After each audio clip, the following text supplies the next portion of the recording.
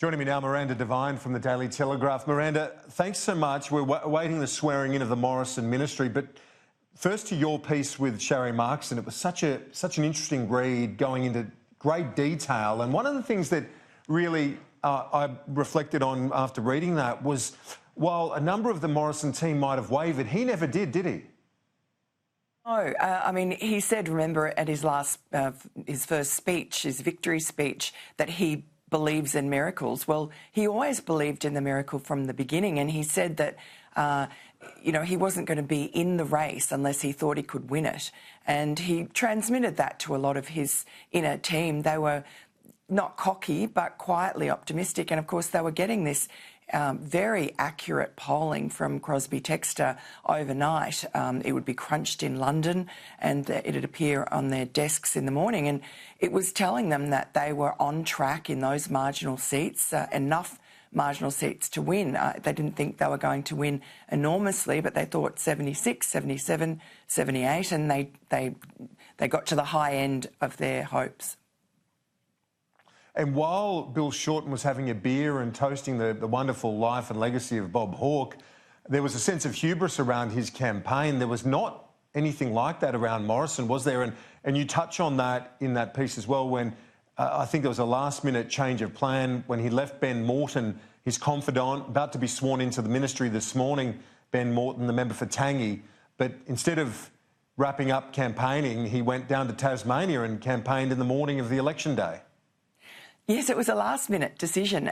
They'd been up since 5:30 on election eve. He and Jenny Morrison and Ben Morton, who was his mate, his trusty companion and, as you say, confidant, who'd been travelling with him throughout the campaign.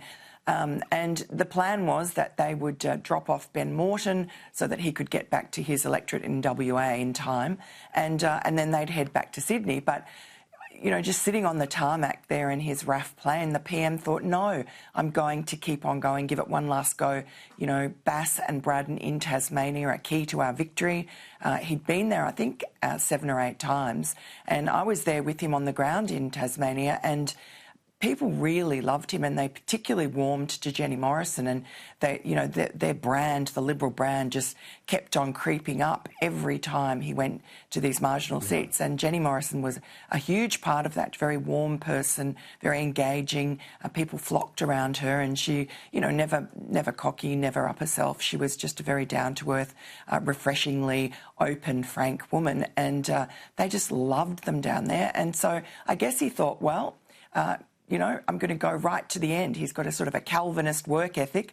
So they landed in Launceston at about 10:30 at night. And even then, the Prime Minister wanted to go to this pub that he'd been to before called Shorty's, where he'd been in a pool comp with a few guys with mullets last time. But they decided not to. They were all pretty exhausted and they had to get up bright and early the next morning, which they did. He was up again election morning doing radio interviews in his room at 5:45, and then they would just hit the hustings in Bass and Braddon, flew back to the Shire in Sydney, and, we're on the hustings again to the last minute. He just did not want to die wondering. He was going to give it every last shot. And then, on the other hand, you have Bill Shorten pretty much knocking off after Bob Hawke died. I think he thought that was going to get it in the bag for him, and their polling was obviously telling them something very different from reality. And Bill Shorten went and gave a bunch of flowers to Blanche Del Pouget in the morning, and went and had a beer with Dan Andrews in the afternoon, and then that was it, knocked off. Yeah. Well, it just shows you that that work ethic, reaped dividends. And it's a very interesting point you make about Jenny Morrison and her warmth and authenticity. It's such a rare and valuable commodity in politics. I think the Prime Minister as well has got that authenticity that resonates with a lot of voters. And, well, we've seen the outcome, haven't we, Miranda? And the other thing that I really enjoyed from yours and Sharri's piece was on the election night itself, and when at Kirribilli House, the nerves were there, they had their laptops open, they didn't want to watch the television coverage, or Scott Morrison didn't, he just wanted to crunch the numbers.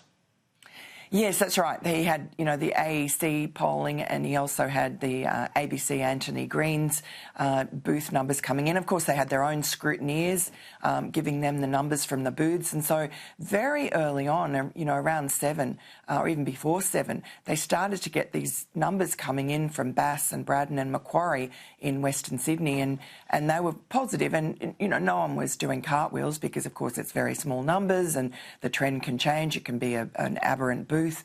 But, the good news never stopped. And the mood started, the tension started going. Scott Morrison just had a glass of wine there, and there was no food being eaten, but just the number crunches. And in the other room was his wife, his parents, his brother-in-law, his brother, his children, and they were watching, I think, a couple of different, probably Your Show, Sky, and I know they were watching the ABC because there was a comment made about. Laura Tingle's face looking increasingly disappointed. Well, let's look at these arrivals now at Government House, Miranda. We have, we've got Michael McCormack arriving, the Deputy Prime Minister and Nationals leader, along with his family, and talented young cricketer, his son. I know that from playing in the Press Gallery Parliamentarian Cricket Day, and his son filled in. So a good young cricketer, and there they are, very big smiles there this morning. Miranda on a freezing cold Canberra morning. Yeah, lovely looking family. And I know Michael McCormack travelled a lot with Scott Morrison. He's been maligned, I think, because he's followed Barnaby Joyce, who was such a colourful character, and he's more in the mould of a Warren Truss. But, I think the patience with Barnaby Joyce is wearing thin. No one will accept him undermining Michael McCormack, as he seems to have been doing since the victory. Why turn a victory sour, Barnaby? Just go back into your little, hole for a little while and be cool, and don't sit on the back bench there looking sour, looking daggers at Michael McCormack every time he gets to his feet. You'd know that from watching him from the Press Gallery, Kieran. Yeah, well, he's certainly one of few, individuals who are carried over from the earlier part of the coalition term. We've seen the departure of Malcolm Turnbull, Tony Abbott. Barnaby Joyce remains. So will that be a thorn in the side, do you think, going forward, or will they be able to inoculate themselves by saying, look, he's irrelevant? Look, they'll try that. It just really depends on the party room, and I guess it depends on how Michael McCormack performs. But the National Party did pretty well at the election, so I think that inoculates McCormack a lot. And he really, a difficult job to just jump into, but he sort of blossomed during the campaign. And I think Scott Morrison took him under his wing, if you can say that about your Nationals partner. But he tried to give him a bit of colour, called him the Big Mac.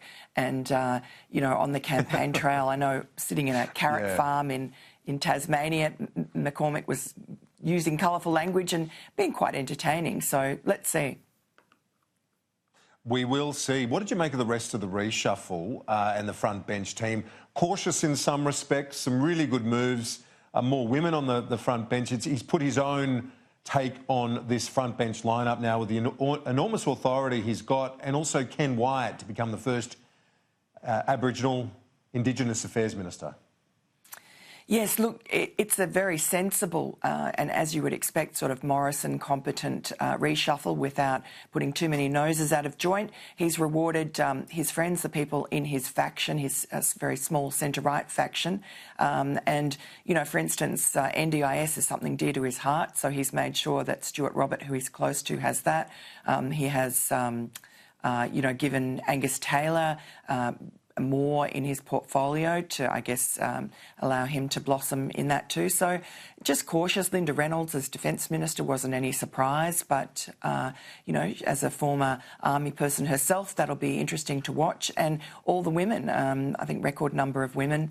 And you just saw the other day in the party room when he asked all the new members to stand up, and so many of them were women because he had made sure that they'd chosen 50% of their new candidates were women.